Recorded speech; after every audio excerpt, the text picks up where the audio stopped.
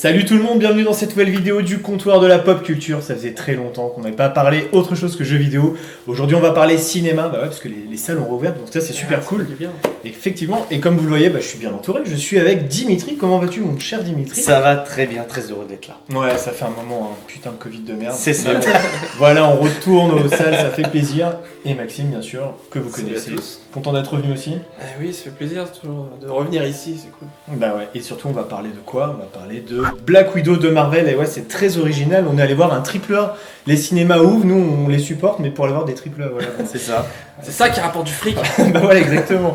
Donc on va vous donner notre avis, on va déjà le faire sans spoil, notre avis rapide un petit peu dessus, puis après on va vite basculer sur la partie spoil. Le film est sorti il y a plus d'une semaine maintenant, donc on va se lâcher un petit peu tranquillement. Et puis en fin d'émission, petite zone bonus, on parlera très très rapidement de la série Falcon et Soldats de l'hiver qu'on a vu aussi, on va vous partager un petit peu notre avis là-dessus. Donc le film Black Widow, il arrive un petit peu dans un contexte particulier. Il y a déjà eu combien, 22, 23 films Marvel? 18. On a plein de personnages iconiques qui sont là, qui sont morts, dont Black Widow, et puis Disney se demande est-ce que ce serait pas le temps de faire un film sur Black Widow?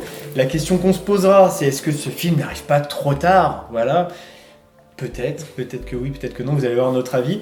Il arrive dans un contexte aussi où, bien évidemment, là, on va dire qu'il y a une espèce de libération moderne de la femme avec...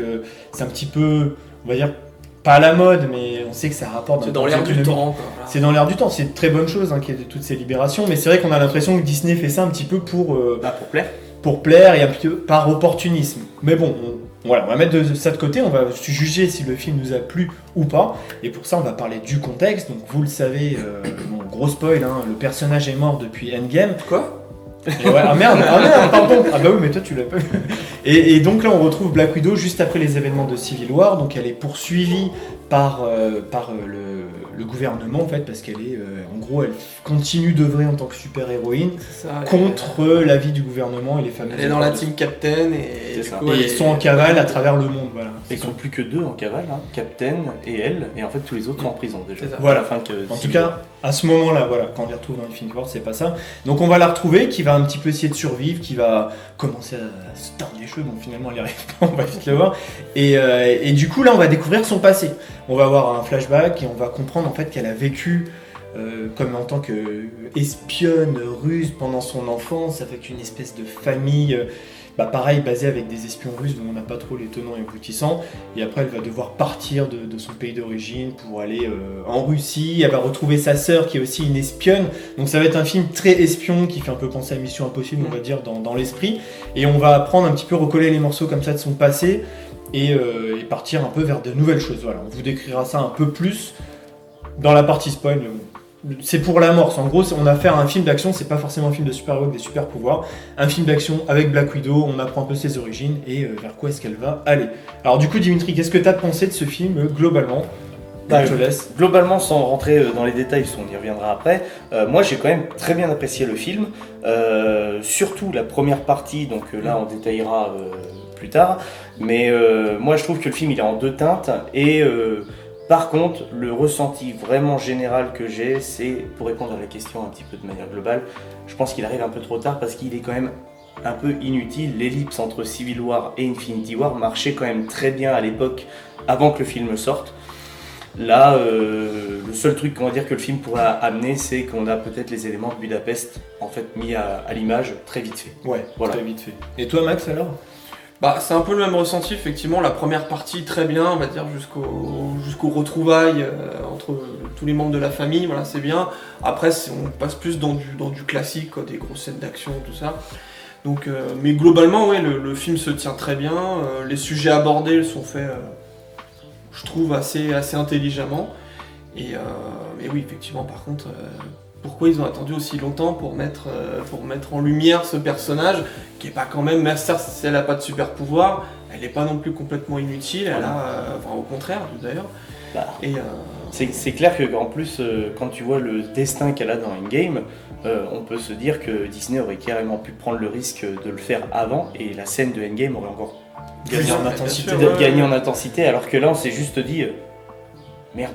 C'est con, En elle gros, tombe, en quoi. vrai, ils se sont dit merde, on a oublié Scarlett. En fait. Non, mais- On a pas mis en mais en avant, fait- merde, qu'est-ce qu'on. Mais le film Voilà. Black Widow, elle le demande depuis un paquet de temps. Et le truc, c'est que ça a été repoussé, frileux. Et puis finalement, ils ont vu l'engouement suite à C'est la ça. mort dans Endgame et ils se sont dit, bon, Où ils se sont peut-être dit aussi avec. Ça devait être dans les plans avant, ouais, voilà, je pense. Ah, t'as l'impression que c'était où c'était vraiment un sujet, genre on le sortira si on a le temps, et en fait le succès, j'ai l'impression que Captain Marvel leur a dit ah ouais, si en Ah fait les femmes ont une place dans le MCU, T'as raison. on peut les mettre en avant, allez vas-y on met ça en chantier, mais c'est vrai que t'as raison, C'était- j'oublie ça. à chaque fois Captain Marvel, pourtant Oui, il est oui. quand même très bien, hein, mais je l'oublie à chaque fois qu'il est sorti avant Endgame. Ouais. Et à mon avis, je pense que ça a dû contribuer à la mise en production. Ok, alors en ce qui me concerne, mon avis aussi, alors déjà, si vous n'aimez pas les films Marvel, c'est pas que celui-ci que vous allez plus apprécier. Non. On est dans un film très classique, voilà. Moi, c'est ce que je me suis dit. Je vais aller voir le film pour être un peu dans mes chaussons, je sais à quoi m'attendre. Et effectivement, on est dans du Marvel classique. Ça fait penser un petit peu à donc ambiance espionnage, un peu entre guillemets, comme je disais, Mission Impossible, à la Captain America 2 un petit Ouais. peu, ce côté on a une cible à battre, on va James voyager dans Bond, le un monde, peu. etc. On est des espions, on cherche quelqu'un, on mène plus ou moins l'enquête. Ça marche bien, c'est des belles scènes d'action, c'est pas du super-héros, mais ça fonctionne bien. C'est classique, c'est efficace. Après, c'est vrai que ça n'apporte pas grand-chose. On aurait pu s'en passer, même si on passe un bon moment. Et ça arrive trop tard, effectivement, c'est trop tard. Ça peut rétrospectivement donner plus d'attachement au personnage, mais en fait, on est un peu bloqué parce qu'il est mort, le personnage. Bon, après, on est dans les comics, on sait comment ça se passe. Ça peut-être qu'elle peut revenir d'une façon ou d'une autre, en variante, par exemple, ou j'en sais rien. Ça, c'est un autre sujet. Mais On voilà. verra sur Loki. Hein. Oui, un jour, oui, sûrement. Et donc voilà pour mon avis global. Donc c'est simple, efficace, mais vraiment dispensable, malheureusement. Voilà, on va partir sur la partie spoil, on va beaucoup plus se lâcher. Donc là, bon, bah, si vous avez vu le film, c'est cool. Sinon, si vous en tapez, bah écoutez, c'est bon. Moi, j'aimerais vraiment aborder en premier point la question du féminisme. Parce que forcément, un film avec une femme en tête d'affiche, avec plein de femmes, avec... dans l'histoire, il faut le voir aussi, une des missions de Black Widow, c'est de libérer les anciennes Black Widow qui sont prises au piège Un mentalement, contrôle mental, ouais. voilà, par un grand méchant, le grand méchant qui a les traits de Harvey Weinstein, quoi, très C'est ce qu'on se clairement. disait en projet, j'ai l'impression que des Harvey Weinstein, c'est dans pareil. l'étoile de la mort, le gars, sa base, elle est au-dessus du ciel et tout. Enfin, c'est vraiment le pire méchant. Alors Max, du coup, par exemple, qu'est-ce que tu as pensé de cette question du féminisme qui forcément est inévitable dans un film comme celui-ci? C'est ça, et bah jusqu'à on va dire à la scène finale d'explication du grand méchant là qui explique pourquoi il fait ça, machin, bah, jusqu'à cette scène-là finale, bah j'ai pas senti, voilà comme je disais, c'était fait intelligemment. À aucun moment je me suis dit ah ouais là c'est un film féministe, Disney ils ont mis leurs gros sabots et puis bam on vous enfonce des portes ouvertes, à vous raconter des trucs gros comme une maison. Et franchement là ça passait tout seul, je me suis... Et franchement non, ouais, donc c'était bien abordé je trouve. Bien avant. Avec sa sœur, justement quand elle se parle de leur formation, de leur embrigadement, tout ça, de leur Ouais, tu vois deux sœurs, quoi. Enfin, ouais c'est ça, de leur rôle de femme qui leur a été enlevé parce qu'elles Oui. expliquent rapidement que dans leur en gros elles se sont fait enlever les tout appareils. de quoi faire des enfants en fait. Mmh. Voilà, c'est des espionnes, elles n'ont pas le temps de faire des enfants, elles ont subi des opérations contre leur gré. Des choses comme... Et c'était bien amené dans une discussion intelligente. C'était effectivement, ouais. Donc après, il y a quand même un truc, le grand méchant, bah, c'est un homme, voilà. bien. Mais il n'y a pas que ça, il y a quand même des mecs qui sont bien aussi. On n'est pas dans un film, on va dire, manichéen, anti-homme en fait. Non, du tout. On n'est pas là-dedans. Après, elle se débrouille toute seule et tout. Mais ça m'a pas sauté au visage, j'ai pas trouvé ça lourdingue. Non. Il y a un message féministe, effectivement, on peut pas le nier. Enfin, c'est ultra évident. C'était c'est un obligé. peu inévitable aussi. Mais je trouve que ça passe bien, le personnage est très fort, on est habitué, on voit un peu sa fragilité, j'ai bien, comme tu disais, la discussion, j'ai bien aimé quand sa sœur lui demande est-ce que t'as jamais pensé à avoir des enfants et tout.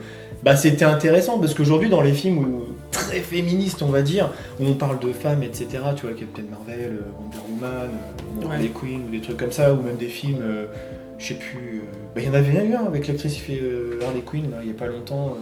Donc, Là je demande à mon spécialiste cinéma. Bird of Prey. Et bien, mais il y en avait un autre où Margot oui, Robbie, elle était avec un groupe de femmes et apparemment, Oui, c'était avec vraiment... Nicole Kidman, elles essayent de faire tomber un grand journaliste. Ouais, c'est pas le- C'est des journalistes. Ouais, mais je l'ai pas vu ce film. Alors bon, il s'affiche là parce que je l'ai retrouvé magiquement.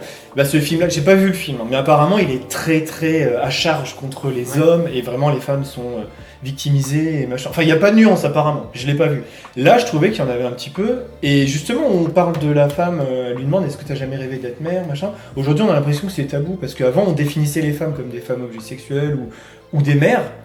Donc maintenant, on les définit autrement parce qu'elles sont fortes, parce qu'elles sont comme nous, voilà.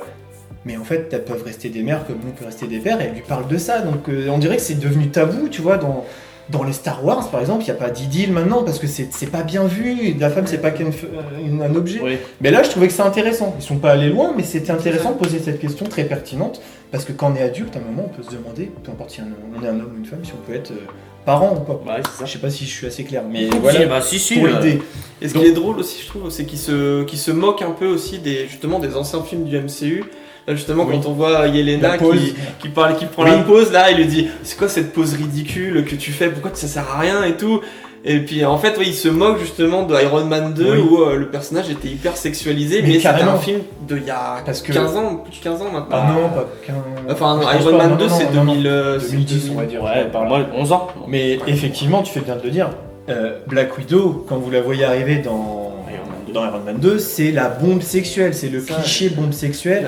La nana en cuir, bien moulante, les poses extrêmement machin. Enfin, et c'était dans l'air du temps peut-être. Après, effectivement, moi je préfère cette Black Widow, elle est beaucoup plus intéressante. Ah oui, mais carrément. Bon, il y a eu du chemin de parcouru, ils ont bien fait de s'en moquer, c'est cool. Et toi alors, cette question féministe, est-ce que tu as jeté des petits trucs dessus ? Je suis complètement d'accord avec vous. Moi je trouve que c'est très bien traité, surtout dans la première partie, parce que tout le film se concentre sur la relation qu'elle a avec Yelena. Et surtout, c'est plutôt Yelena qui amène un petit peu le message féministe, qui est joué par Florence Pugh, qui donc on a découvert dans Midsommar, donc de Ari Aster. Très bonne actrice. Ouais, vraiment. Tu sens que déjà d'une, c'est quelqu'un qui est très engagé. Et pareil, Scarlett Johansson, avec le temps, avec les années qu'on développait dans le MCU, elle a voulu diminuer justement le côté sexualisation de son personnage. Et donc ça, c'est aussi des choses qui sont très très intéressantes à mettre en place. Mais comme tu le dis, ce que j'ai aimé, c'est qu'il y a ce côté-là dans le film qui est très intéressant, très bien traité. Mais surtout, ils font pas une généralité et surtout, ils font pas un délire entre guillemets anti-homme. Oui, voilà, parce que c'est ça que j'ai bien aimé. Un mec gentil comme son compagnon. Oui, par exemple. Son compagnon, son assistant. Ouais, celui qui trouve les avions. Sa relation, voilà. Bon, après, c'est pas ultra fin, ultra bien écrit, mais c'est... Ça devient un peu lourdeau avec le retour de Red Guardian, etc. On va parler de l'humour du film. Oui. L'humour, vous aviez des choses à dire. Qu'avez-vous pensé de l'humour et donc du personnage effectivement incarné par David Harbour de Stranger Things, voilà. Qu'est-ce qui vous a donné ce personnage ? Vous avez dit que le film est en 2 parties, je pense qu'il est à l'origine aussi de ce basculement de ton qui vous a peut-être un peu gêné. À partir du moment où il libère de prison, c'est vrai que là, il a pas mal de scènes où il fait son gros lourdingue. C'est dommage.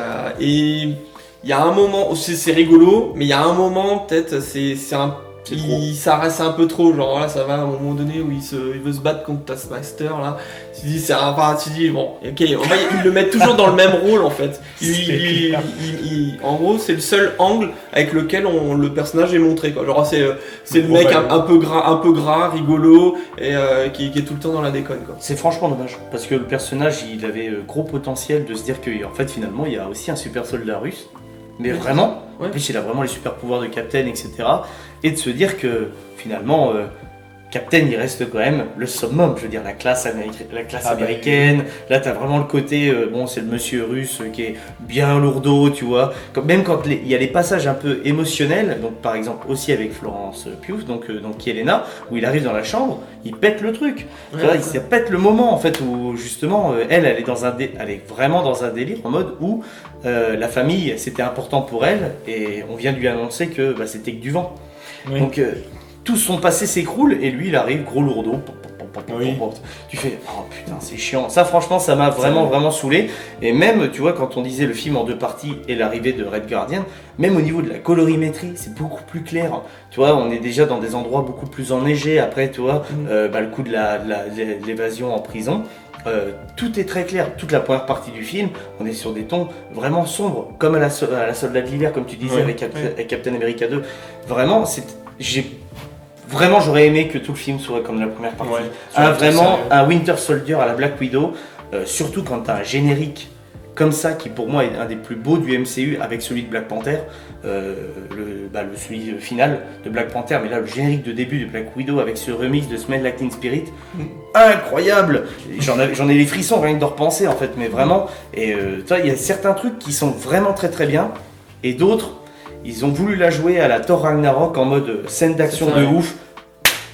On casse le truc avec une scène un peu bipolaire quoi. Et c'est dommage parce que dans Thor Ragnarok c'est Taika Waititi. C'était assumé à mort dès le début. Voilà, mais c'était assumé à mort, mais même dans la musique, c'est très électronique dans Thor Ragnarok. Là, on a une musique qui est très sérieuse, c'est vraiment des trucs comme à la Avengers quoi. Ouais. C'est très sérieux ce qu'on leur dit.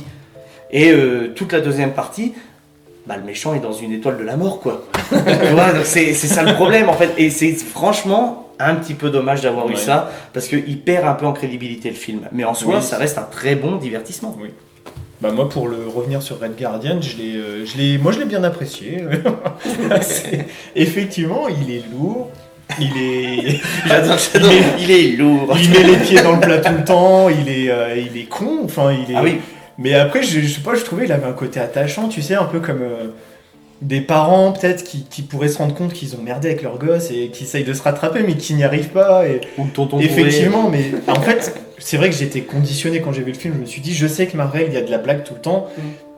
Et c'est vrai que la première partie est sérieuse, mais à un moment, Marvel aussi, il faut qu'ils aient leur touche d'humour, machin. Et là, c'était lui.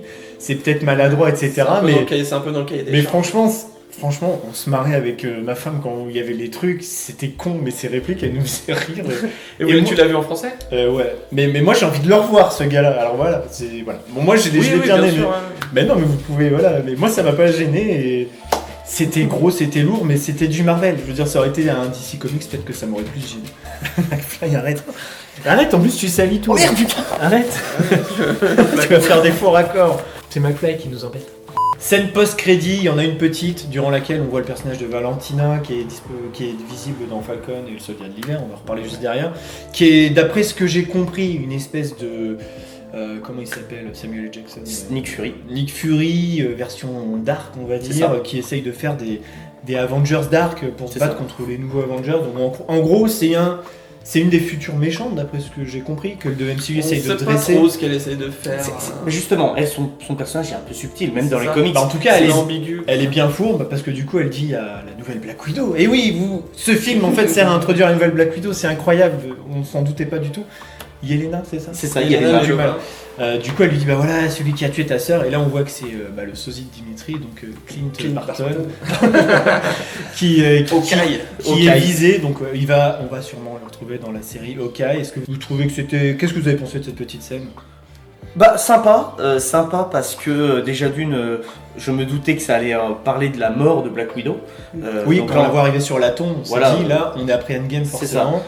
Moi je suis content qu'on retrouve le personnage de Yelena parce que je le trouve très intéressant dans le film et je pense que dans une série Marvel ça peut être intéressant aussi. Très content que Marvel inclue vraiment les séries de Disney+, dans le MCU en mettant une scène post-générique après un film. Ça c'est vraiment vraiment stylé. Et le personnage de Yelena m'intrigue énormément parce que bon, on la voit dans Faucon et Winter Soldier parler avec, pour moi, le meilleur personnage de la série, donc qui est US Agent. Beaucoup de personnes l'ont détesté parce qu'il reprenait le rôle de quelqu'un. Il a un rôle de mec qu'on veut détester, enfin c'est fait exprès. Oui, exactement. Mais il y a une différence entre avoir un rôle, on va dire, où t'es méchant parce que tu l'incarnes bien, parce que bon, t'as quand même ton père, c'est Kurt Russell, donc t'as un petit peu de base. Je savais pas. Si, son papa, c'est Kurt Russell. Okay. Donc en gros, bien sûr, il a quand même des bases en acting, le jeune homme, mais se dire reprendre des menaces de mort, retirer son compte Twitter à cause de ce rôle, encore une fois, au bout d'un moment, ça on devrait plus le voir justement. Ça devient une habitude malheureusement. Tu vois, mais ça c'est très très con d'avoir des films comme Black Widow qui sont justement qui prônent un peu la bienveillance et tout ça, et que t'en arrives à des extrêmes. Oui, genre le perso, il est horrible dans une série, du coup je le déteste. C'est comme ça. Les gamins. Alors calmez-vous, c'est que du divertissement. Oui, voilà. Ça, franchement, ça commence déjà un peu à me saouler. Ça, on le condamne. On le condamne. Voilà. Mais voilà, et moi je trouve que la team qu'elle va faire, donc on suppose que ça sera les Thunderbolts en fait. Je connais pas assez bien. Donc c'est un peu des Avengers Dark comme tu dis, qui vont combattre les New Avengers normalement, ou entre guillemets s'associer à eux pour diverses missions. Honnêtement, pour revenir à la scène post-crédit avant de passer à Falcon, cette scène là, quand tu la vois, j'ai l'impression que je sais déjà ce qui va se passer. Je vais me battre avec Clint, machin, après on va discuter. Ah bah en fait ok, en fait je vais passer du côté des gentils et puis après elle va se battre avec Clint. Je Ou alors sais- peut-être la fille de Clint qui va être formée. En fait, je sais pas parce que Ou est-ce qu'elle va justement. peut-être le En tout tuer cas, je pense qu'elle va pas être dans le camp des méchants. Enfin, tu penses qu'elle pourrait être une Dark Black Alors, Widow? je pense pas. Peut-être pas une Dark Black Widow. Par contre, le fait d'avoir un destin peut-être un peu joyeux pour Clint, j'ai un doute. Sachant que la série Hawkeye est faite pour justement introduire la relève de Hawkeye, donc qui est sa fille. Ouais, C'est ça. alors peut-être que Donc, on verra. Peut-être que mais Yelena pense va réussir sa mission. Peut-être que Yelena va réussir et ça va créer une sorte de conflit j'aimerais entre bien, mais Hawkeye et Black j'ai Widow. l'impression que je sens déjà ce qui va se passer. Voilà. Mais bon, on Après, verra. peut-être. Bah, du coup, on va basculer très rapidement sur Falcon et le Soldat de l'hiver. Allez, très rapidement, est-ce que le passage. Alors là, on part du principe que vous l'avez vu quand même. Déjà, qu'est-ce que vous en avez pensé de la série? Et puis, rapidement, est-ce que le nouveau Captain America, qui est donc maintenant Falcon, Captain Falcon, ils connaissent Nintendo, est-ce que Captain Falcon, du coup, il est crédible? Est-ce que ça passe ou pas? Ouais. Bah moi Ouais. je l'aime bien. J'aime bien le concept de Faucon en Captain America. J'aime bien les thèmes. Est-ce que qui la sont abordés. transition a été bien amenée? On va pas tout décrire, mais La on va trans- se focaliser sur lui. Moi je trouve que la transition est même plutôt intelligente dans la série. Le gros problème c'est que pour une série, je la trouve très très moyenne parce que le rythme est beaucoup trop lent Ouais. pour une série. Je pense qu'un film Ouais. Disney Plus de 2 heures aurait suffi Ouais, c'est pour bien. faire une introduction de Captain, de Faucon en Captain. Ouais, t'es Captain Voilà. Falcon. Et par contre, le seul gros problème de la série, à mon sens, c'est le personnage de Bucky, qui est dans une rédemption totale. On le voit jamais faire des moves intéressants en tant que, pas soldat de l'hiver, mais en tant que Oui, White Wolf. Franchement, j'ai été très déçu et voilà. Et pour moi, le meilleur personnage de la série, je le dis, c'est l'US Agent, et largement au-dessus. Il offre le meilleur cliffhanger de la série. Déjà, donc avec la fameuse scène avec le bouclier ensanglanté face à Ouais. la statue, incroyable cette scène. C'est sûr. Bah voilà. C'est vrai qu'ils aient osé faire ça, ouais, c'était assez couillu quand même. Et, Et toi alors, cette série? globalement, après le buddy movie entre les deux, ça marche. Mais après, Mhm. effectivement, Bucky est clairement sous-exploité. Lui aussi, il pourra avoir limite son film. Ou... Voilà, il a eu Sans sa film. chance. Normalement, on est censé plus s'attacher à lui avec ça, mais bon. Ouais, ça n'a pas ouais, marché mais, là. et- voilà. Mais après, voilà, ils ont bien abordé la question franchement, du racisme. Hein, ça Ouais, arrive à point ça, nommé bah, avec honnêtement, Black Lives Matter. Je pensais pas qu'ils oseraient y aller. Enfin, Ouais. quand il y a Ah, eu il a- les petits, c'est léger, hein. Mais genre, Ouais, mais- tu sens qu'il va se faire arrêter parce qu'il est black par les flics. Ah oui. Tu as un début de malaise, je me dis non, ils vont pas y aller à fond. Et vite, assez vite, c'est désamorcé, mais je me C'est disais c'est dommage. Ah, Mais, C'est dommage. Après, tu vois, tu dis qu'ils y vont pas à fond. Bon, sur la scène où justement ils font l'illusion en fait que les flics ils abusent énormément de leur pouvoir aux États-Unis et c'est dégueulasse. Mais c'est surtout, moi j'ai adoré la phrase que le soldat, le super soldat, le vieux super soldat qui va vouloir, qui a subi les pires choses, lui dit mais est-ce que finalement avec ce que j'ai subi, je serais fier de porter les couleurs de l'Amérique, tu vois. Et ça, pour moi, ça résume très très bien que le message, et c'est super subtil, et justement quand tu le vois arriver en costume, tu sens la responsabilité qu'il a de le porter, et surtout face aux Américains qui Oui. vont être en face de lui. Tu vois, et je trouve ça, c'est vraiment super bien. Mais comme je dis, un film aurait largement suffi, puisqu'ils avaient déjà le message de base, Oui. puisqu'ils l'avaient écrit. Juste un truc sur quand on le voit arriver en costume. C'est quoi ce costume de merde? Franchement, je le trouve trop naze le costume. Je trouve qu'il est trop. Il est trop BD en fait. Il est trop ils ont bien respecté. clinquant. Ouais, ils ont bien- Avec son casque est là, puis tu vois le haut du crâne, et les lunettes rouges.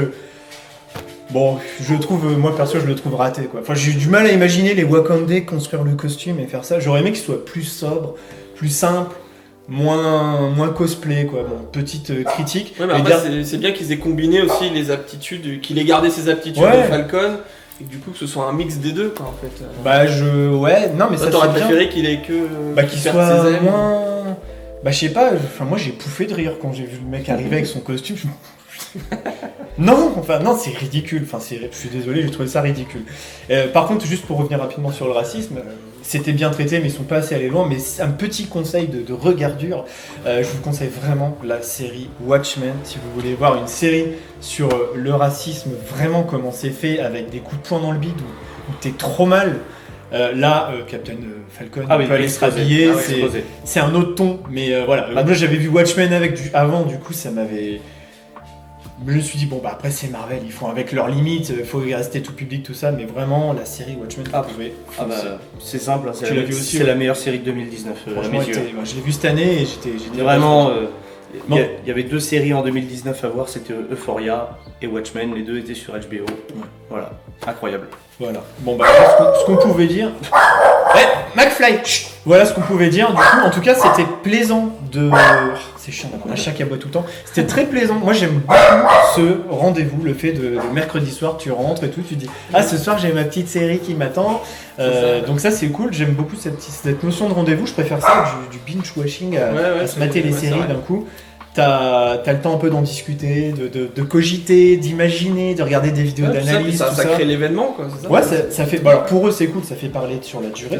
Netflix commence à s'y mettre. Alors maintenant, ils coupent leur saison en 2 parties, tu vois, comme Lupin, voilà, ou d'autres trucs. Ce truc que j'adore, Love, Death and Robots aussi, dans 2 parties.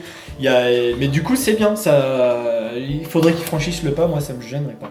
Donc on va continuer ça, là faut que j'aille me mater l'épisode de Loki là, qui est sorti récemment. On reparlera de ça à un moment ou à un autre sur la chaîne, on verra quand on aura le temps, de toute façon on fait ce qu'on veut, c'est pas grave, on n'est pas dépendant des impératifs de pub, etc. On s'en bat les steaks. Voilà, bah écoutez, merci beaucoup d'être venu, en tout cas ça me faisait bien plaisir de reparler un petit peu de pop culture avec vous. Merci beaucoup. On se retrouvera bientôt pour parler je ne sais pas quoi, sur je ne sais pas quand. Allez, à bientôt, et puis... Qu'est-ce qu'on peut dire? Vive les super-héros. la meilleure phrase pour une fin de vidéo.